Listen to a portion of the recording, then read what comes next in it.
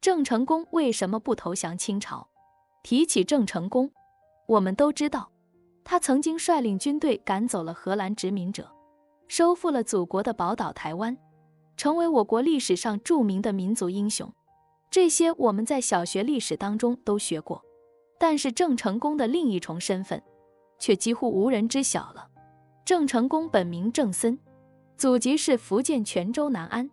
作为中国历史上著名的民族英雄，郑成功却出生在一个海寇家庭。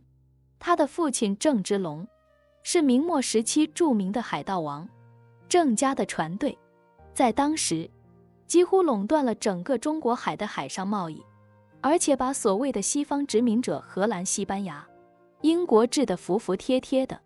不过郑芝龙后来被明朝政府招安了，成为了明朝的将领。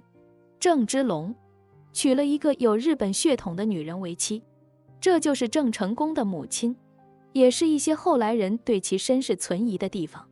这些人的理论是母亲有外族血统，那郑成功就不是汉人了。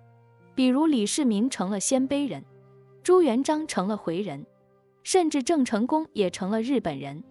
当然，这都是一些荒谬之言罢了。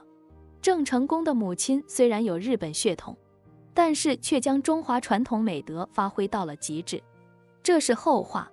郑成功小的时候一直跟着母亲生活，所以他们娘俩感情特别好，反而他跟父亲郑芝龙关系比较疏远。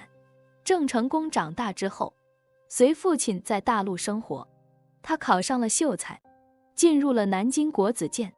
1644年，李自成攻破北京，崇祯皇帝殉国，随之清军入关，国家此时处在生死飘摇之际。当时的南明隆武皇帝见到了郑成功，不禁为他的才华所倾倒，随即隆武皇帝赐姓他为朱，这是极大的荣耀，也是郑成功被称为国姓爷的开始。后来清军攻克福建，在明朝降将洪承畴和清朝的引诱之下，郑芝龙带着其他几个儿子北上，向清朝投降，而郑成功劝阻父亲不成，带兵出走金门。郑芝龙虽然降清了，但是清军还是攻打了南安县。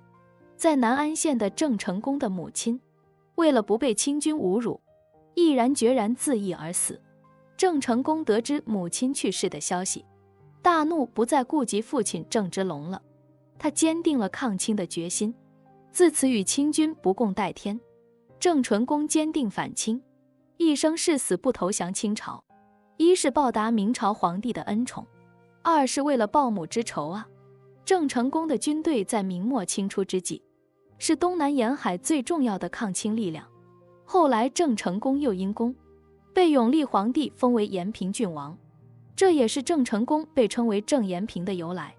现在的影视作品和一些书籍对这些描写的都不够，甚至还有人误认为郑成功做的是大清的官，做的是大清朝的延平郡王。郑成功的一生坚定抗清，却因为南明朝廷的抗清势力派系复杂，互相拆台，最终导致了他的失败。世人只知道郑成功收复台湾，而成为民族英雄，却不知其一生虚掷抗清的事实啊。纵观郑成功的一生，他坚定抗清，还赶跑了荷兰侵略者，收复台湾，这些都是英雄的壮举。所以郑成功他完全当得起民族英雄的称号。欢迎关注我的频道，这样就不会错过更多精彩内容。